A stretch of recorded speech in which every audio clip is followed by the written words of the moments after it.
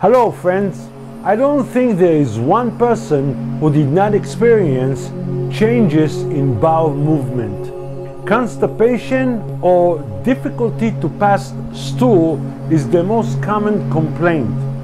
Diarrhea is another common digestive issue. Because in this chapter I'm going to talk about constipation, first I would like to clarify a few things about diarrhea. There are two main reasons to get diarrhea. One is from contaminated food.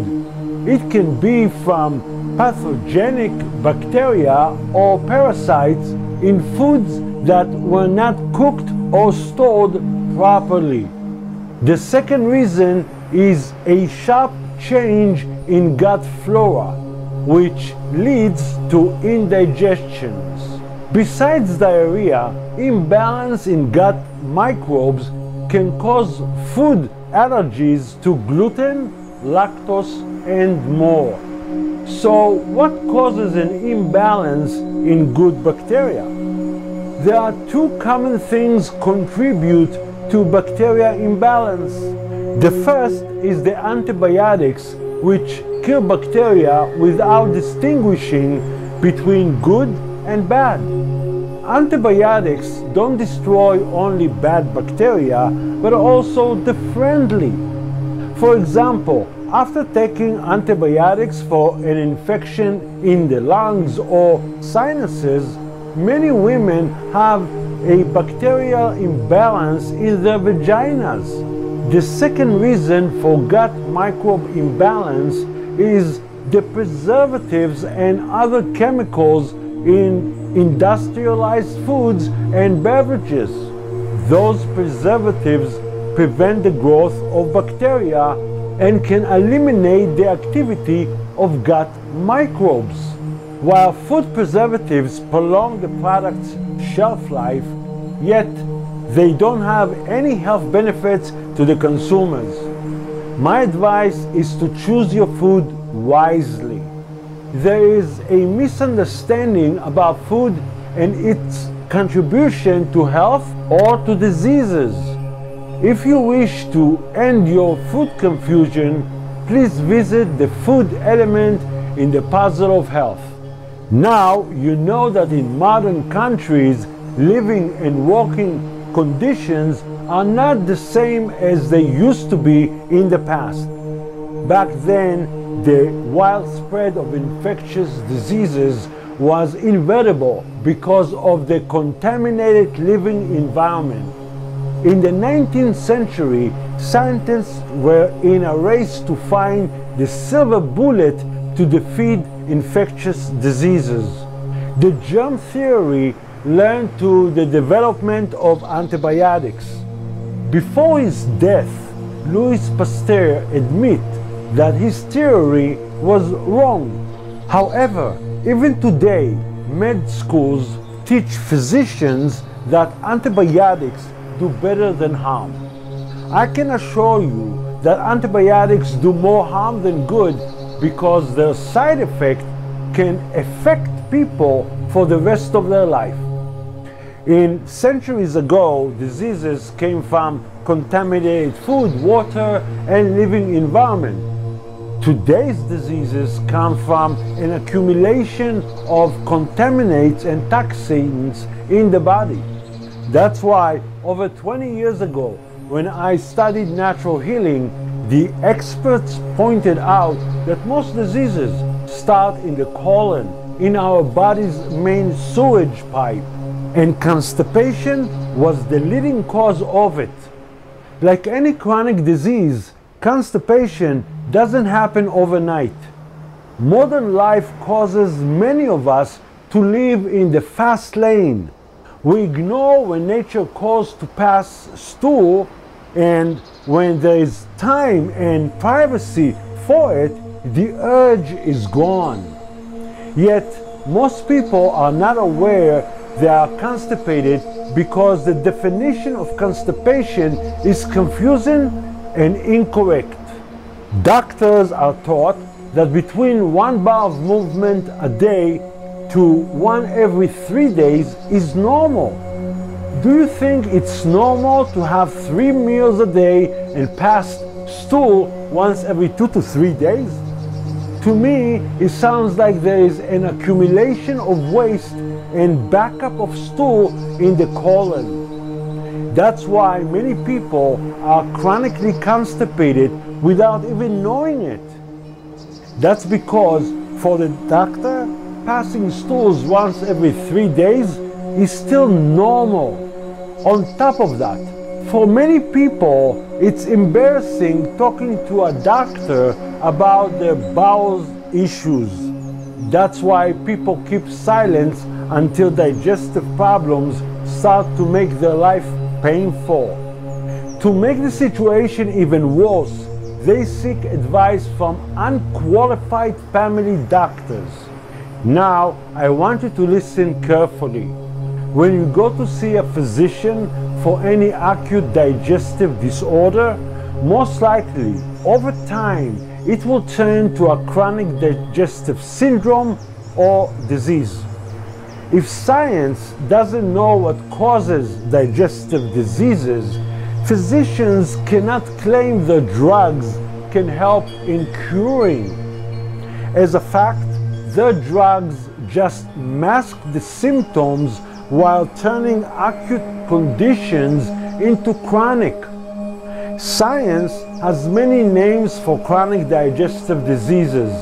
However, I see only one root to all of them: constipation, or shall I say, a chronic backup of feces in the colon. So, how does acute constipation start? Irregular bowel movement can happen to anyone, and there are many triggers for that.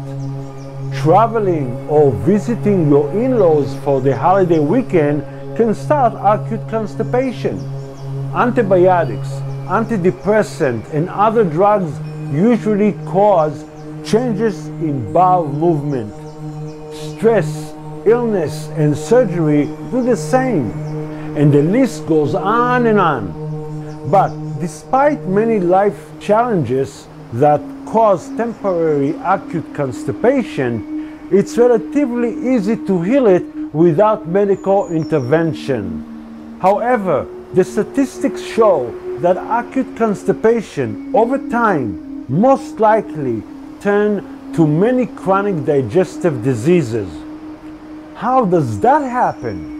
Well, we know that acute diseases anywhere in the body lead to infections, and for that, doctors prescribe antibiotics, right? Now, when there is an infection in the GI tract, instead of nourishing and healing it, physicians prescribe antacids and antibiotics that make the situation even worse. From there, the road to chronic digestive disease is short. In my research, I found 2 reasons for acute constipation to turn into chronic digestive disorders. The first one is people ignoring the condition when it starts and are lazy to fix it. That's why when the condition worsens, they rush to see a doctor. The second contributor to constipation starts at childhood or even at birth. Babies who were not born natural birth or were not fed breast milk tend to be more constipated than other babies. Besides that, all toddlers are potty trained to adopt unnatural ways of defecation. You see, many years ago, women gave birth while squatting. That's the natural way for humans to give birth and to pass stool. Pregnancy is not a disease and childbirth is not an emergency case. Both occur naturally.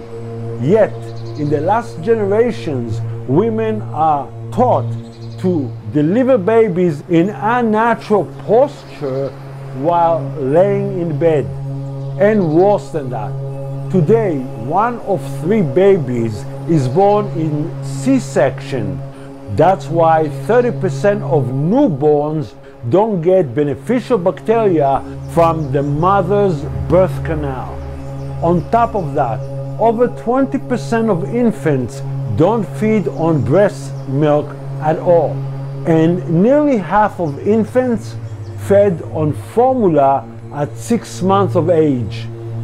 Both natural birth and breast milk supply the newborn with friendly bacteria and immune stimulants. Young women should know those facts before they get pregnant. They have to understand the responsibility they have taken to bring a healthy child to the world. Smart advertisers convincing young mothers that their man-made infant formulas are as good as natural breast milk. And they are teaching us that the immune system doesn't function. That's why they vaccinate us from birth to death.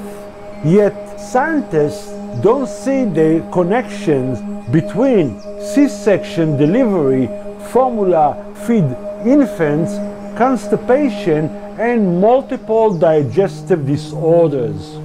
I think they see it, but they have to comply with their employer, Mr. Big Pharma, right? Digestive problems start during childhood and teen years. Ignoring the root cause of it and wrong treatment leads to chronic digestive diseases. If kids, teenagers, and young adults are not going to learn about the root cause of diseases in the GI tract, we are going to see a continuous rise in them. Customers who came to see me for their digestive diseases used to ask me if they can heal. Healing any chronic disease is different from one to another, and there are some factors to take into consideration. Age, use of medication for chronic diseases, and the damage that was already done by surgeries and other medical intervention can help to determine if healing the disease is possible. In my clinics, after helping many people with chronic digestive diseases and hearing about their pain and suffering, I must say that an ounce of prevention is much better than a pound of treatment. If you want to prevent chronic diseases, the best for you to do is go back to nature, even in small steps. The 7 elements in the puzzle of health give you the knowledge of how chronic diseases start. When you are aware of the root cause of diseases, it will be easier for you to prevent them. All the 7 chapters in the puzzle are free for you to watch. Take charge of your health and well-being, and I will see you soon in the puzzle. Goodbye.